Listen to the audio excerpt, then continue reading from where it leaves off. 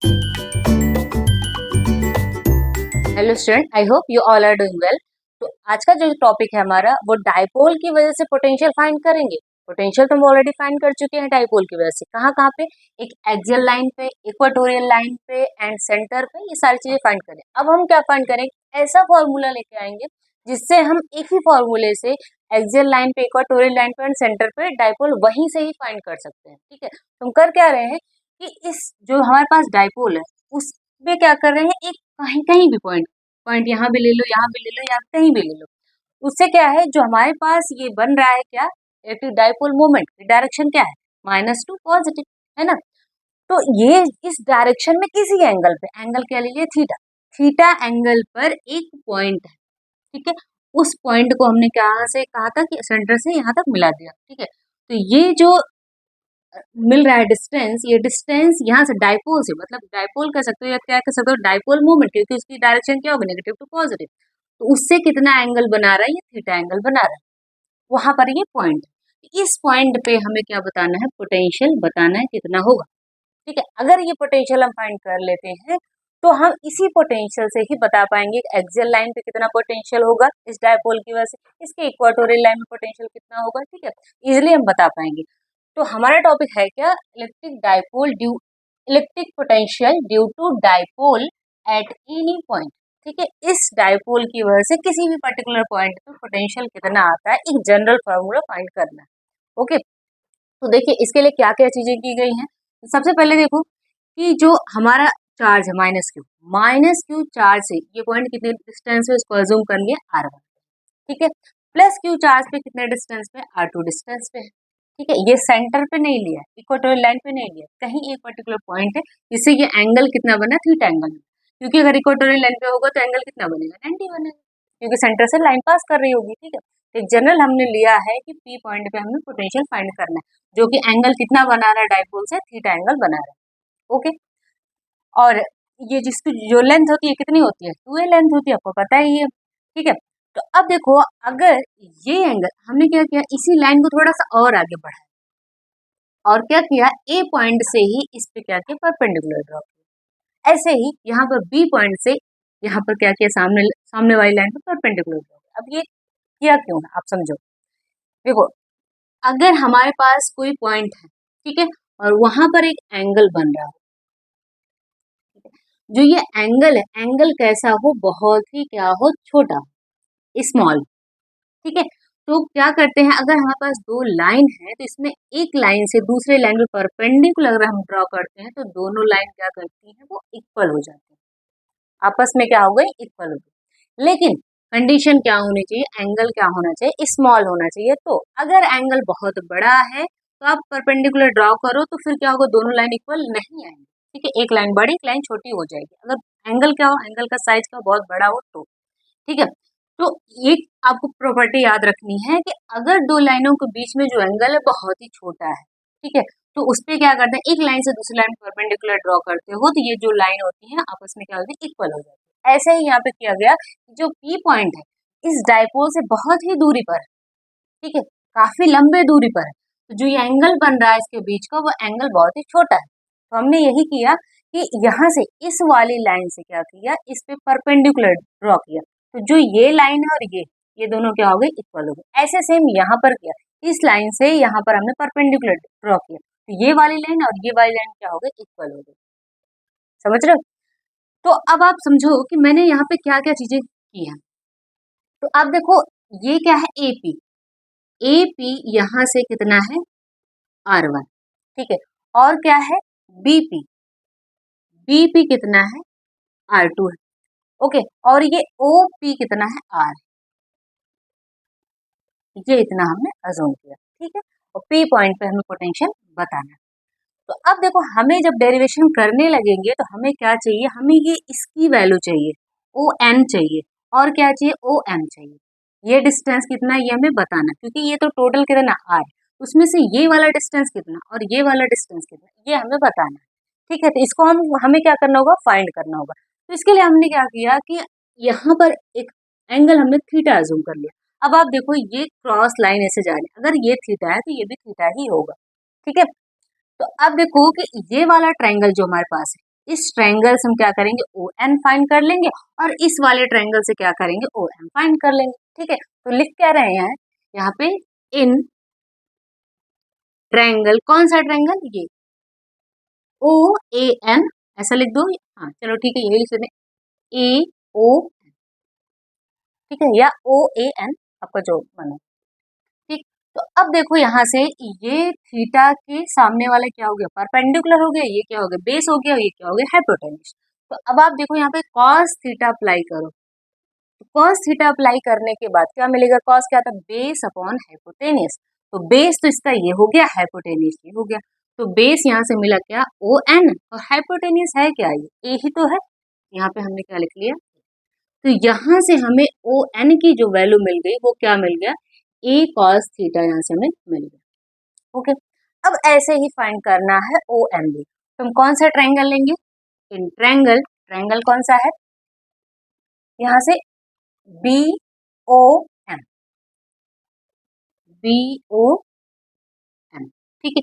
यहाँ से भी हमें क्या फाइंड करना है, cos theta, cos theta base upon hypotenuse, base क्या हो गया ये, और ये हाइपोटेनस, बेस हुआ हमारे पास ओ एम अपॉन हाइपोटेनस क्या है, ए। तो यहाँ से ओ एम की वैल्यू भी हमें क्या मिल गई, ए कॉस थीटा। ओके, अब देखिए ये जो R2 है ये किसके इक्वल है, इसके पी एम के या एम पी के इक्वल है। ठीक है, तो हमें एम पी की वैल्यू भी तो बतानी पड़ेगी। ठीक है, तो सबसे पहले यहाँ पे लिखो, जो हमारे पास ये पी बी है, पी बी इक्वल हमें किसके इक्वल ये मिल रहा है, इसके, मतलब एम पी के ये इक्वल है। और एम पी को आप क्या लिख सकते हो, एम पी को आप क्या लिख सकते हो, इसको लिख सकते हो ये ओ पी, है ना, O P minus O M, ऐसा लिख सकते हो, O P minus O M. भाई ओपी में से आप ये ओ एम माइनस कर दो तो ये एम पी मिल जाएगा। ठीक है, तो एम पी किसके इक्वल है, आर टू के, हमने यहाँ पे क्या लिख दिया, R two, R two equal O P कितना है, आर है, आर माइनस ओ एम कितना है, ए कॉस थीटा। यहाँ से हमें आर टू की वैल्यू मिल गई। ऐसे ही हमें फाइंड करना आर वन।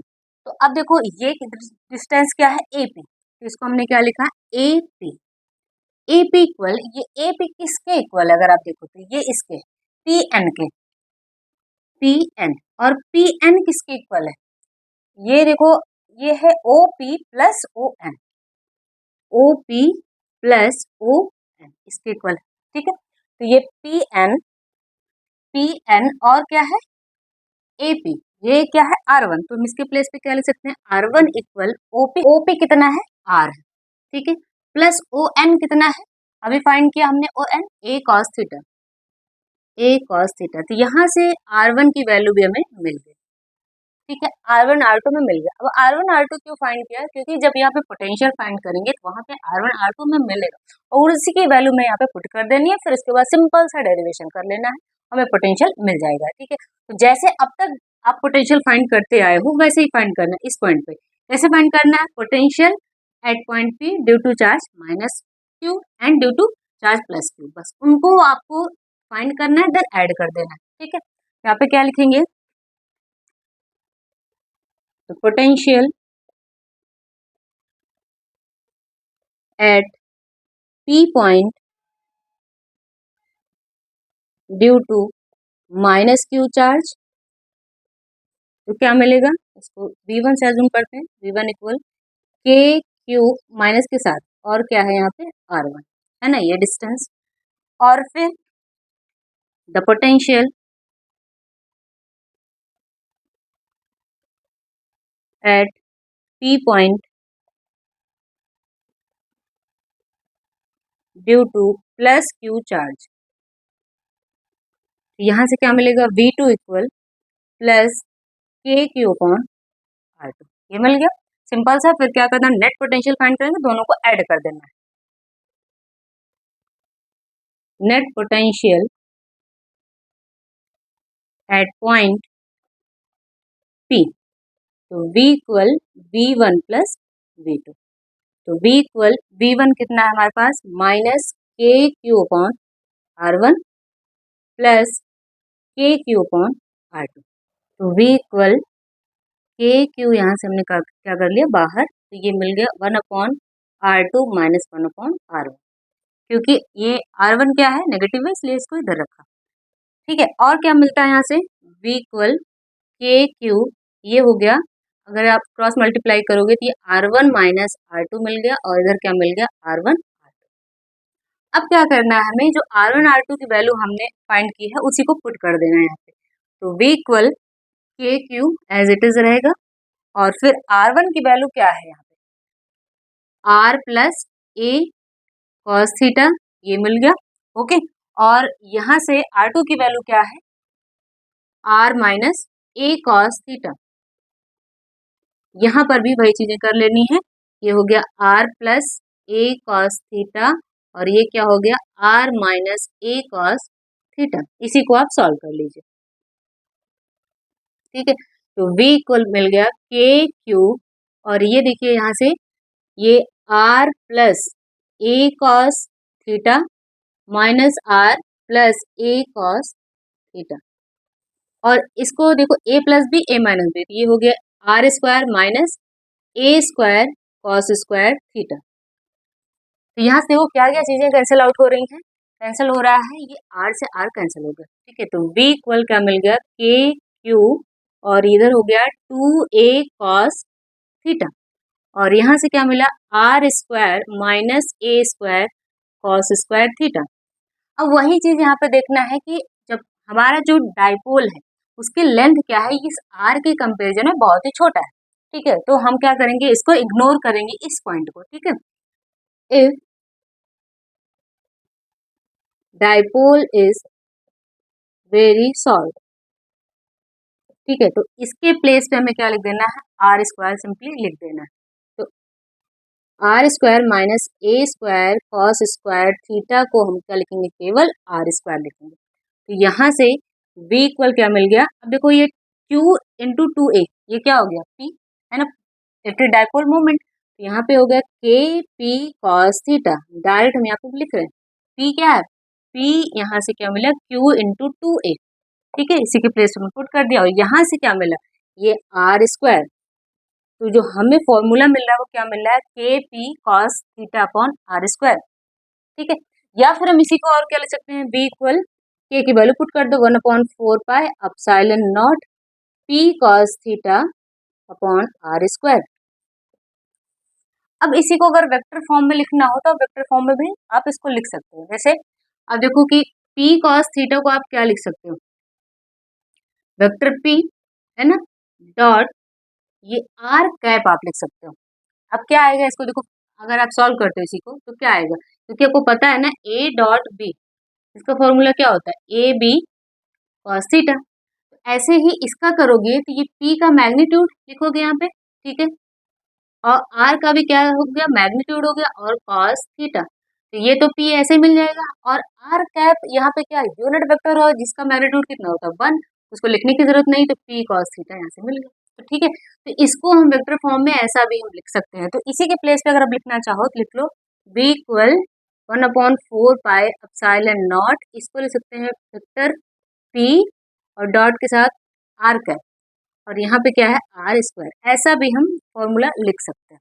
ठीक है, तो जो हमें सिंपल सा फाइनल फॉर्मूला मिला, वो फॉर्मूला क्या मिला है पोटेंशियल के लिए, B equal KP cos theta upon R square.